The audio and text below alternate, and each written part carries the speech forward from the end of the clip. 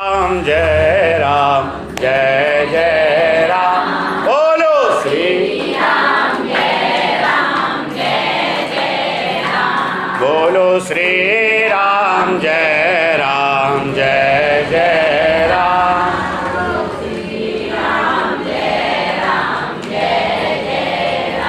कौसल्या के प्यारे राम।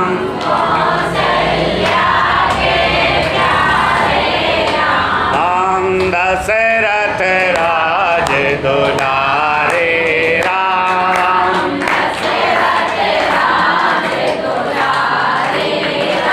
बोलो श्री राम जय जय राम।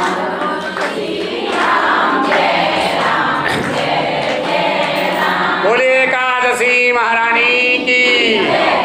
आज क्या है? माघ शुक्ल पक्ष की जया एकादशी। आज की एकादशी का नाम क्या है? जया।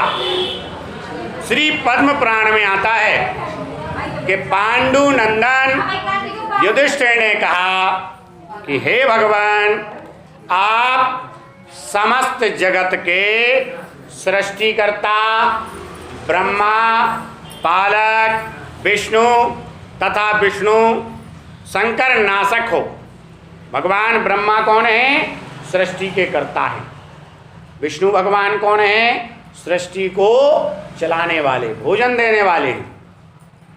एक बार माता लक्ष्मी ने कहा कि आप भोजन कर लें, तो भगवान विष्णु बोले, देवी अभी हमें सारे संसार को भोजन कराना है। माता जी ने कहा कि आप सारे संसार को भोजन कराते? बोले हाँ कराते हैं।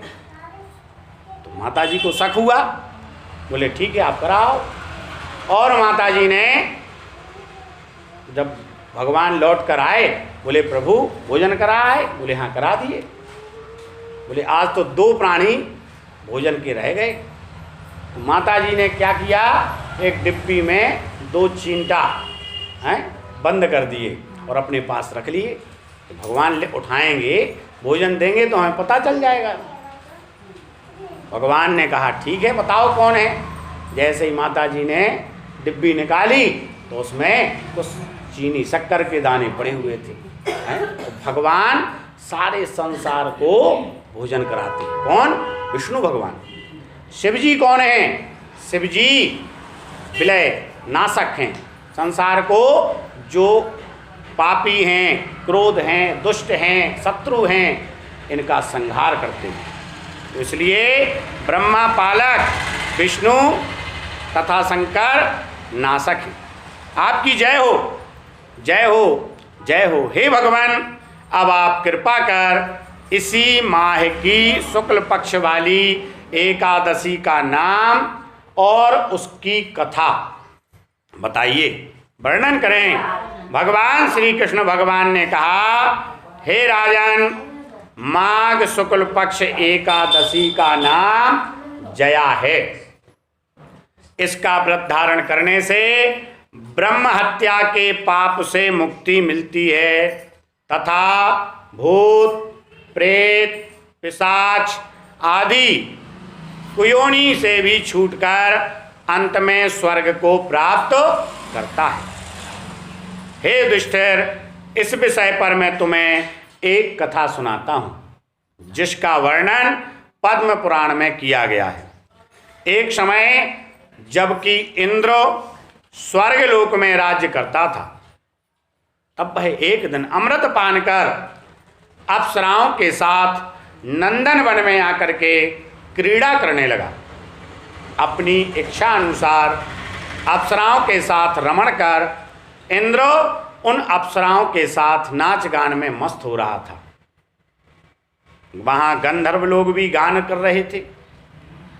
गंधर्वों में प्रसिद्ध गंधर्व पुष्पदंत गान कर रहा था। चित्रसेन नाम का गंधर्व, उसकी पुत्री मालिनी तथा उसकी स्त्री वहाँ आई। मालिनी का लड़का पुष्पवान और पुष्पवान का लड़का माल्यवान भी वहाँ पर उपस्थित थे। उसी समय वहाँ पर एक पुष्पवती नाम की गंधर्वी माल्यवान गंधर्व को देखकर मोहित हो गई। तब उसने अपने रूप, सौंदर्य, हाव भाव के द्वारा माल्यवान को वशीभूत कर लिया। हे राजन, वह पुष्पवती नामक गंधर्व स्त्री अत्यंत सुंदर थी। उसके लक्षण मैं तुम्हारे सामने वर्णन करता हूँ। चंद्रमा के समान जिसका ललाट खिला हुआ मुख था, नेत्र अति विशाल सुंदर, कानों में सुंदर कुंडल, ग्रीवा में सुंदर हार था, स्वर्ण कलश के समान शोभा देने वाले ऊंचे उठे हुए कुछ थे, सिंह के समान पतली कमर, सुंदर पेट था। उसके ऊपर विपुल नितंब लंबी जंघाएं, कमल के समान लाल वर्ण वाले चरण थे। ऐसी अत्यंत सुंदरता को देखकर माल्यवान भी पुष्पवती के ऊपर मोहित हो गया। यह दोनों यद्यपि कामदेव के वशीभूत हो रहे थे, किंतु फिर भी वे दोनों सबको दिखाने के लिए गा रहे थे। उसका मन गाने में स्थिर नहीं था, इसलिए वह अशुद्ध गाना गाने लगे। जब हम बैठे कहीं हो, मन कहीं हो, तो फिर हमारा चित्त अस्थिर हो जाता है और कहीं का कहीं काम करने लगते, बोलने लगते। इंद्र ने उनकी भाव भंगिमा को देखकर उस प्रेम को समझ लिया था, किंतु अपना अपमान हुआ जानकर इन दोनों को श्राप देते हुए कहा, मेरी आज्ञा उल्लंघन करने वाले मूर्खो, तुम दोनों ने मेरा अपमान किया है। मैं तुम्हें श्राप देता हूँ कि तुम दोनों मृत्युलोक में स्त्री पुरुष होकर पिशाच रूप धारण करो। तब वे दोनों इंद्र के श्राप से अत्यंत दुखी होकर हिमालय पर्वत पर पिशाच रूप धारण कर स्त्री पुरुष के रूप में दुख भोगने लगे। उस समय उन्हें गंधर्व रस और स्पर्श का कुछ भी ज्ञान न रहा। वह उस स्थान पर इतने कष्ट भोग रहे थे कि शरीर की जलन के कारण निद्रा भी नहीं आती थी, सर्दी भी बहुत थी। सहन करते हुए वे दिन व्यतीत करते थे। एक दिन पिशाच ने पिशाचनी से कहा, न जाने हमने पूर्व जन्म में कौन से कर्म किए जिसके कारण हमें इस पिशाच योनि को प्राप्त कर इन यातनाओं को सहन करना पड़ रहा है।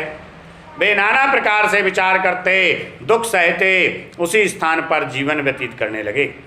दैव योग से जब माघ मास में शुक्ल पक्ष की जया एकादशी का दिन आया, तब उस दिन इन दोनों ने दिन भर ना तो कुछ भोजन किया, ना जल पिया, ना कोई पाप कर्म किया, ना फल फूल का आहार किया।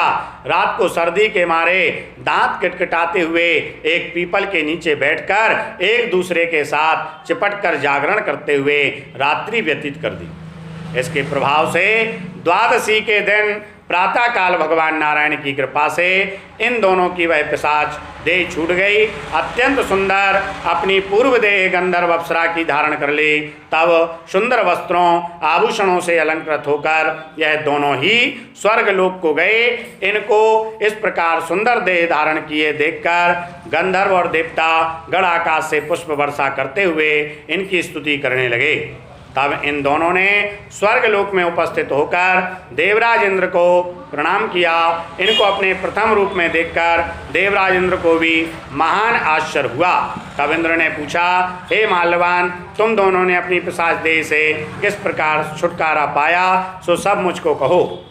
माल्यवान ने कहा, हे सुरराज, भगवान विष्णु के प्रभाव जया एकादशी के व्रत के पुण्य फल से हमारी पिशाच देह छूटी है। यह सुनकर इंद्र ने कहा, हे माल्यवान, एकादशी व्रत करने वाले विष्णु के प्रभाव से पिशाच देह त्याग कर पवित्र होकर तुम दोनों शुद्ध हो गए। अब तुम पुष्पवती के साथ रहकर विहार करो। हे युधिष्ठिर, इस एकादशी जया एकादशी के व्रत धारण करने से समस्त बुरी योनियों से मुक्त होकर स्वर्ग की प्राप्ति होती है। जो मनुष्य इस जया एकादशी का व्रत भक्ति पूर्वक करते हैं, वे लोग निश्चय ही स्वर्ग की प्राप्ति करते हैं। बोले एकादशी महारानी की।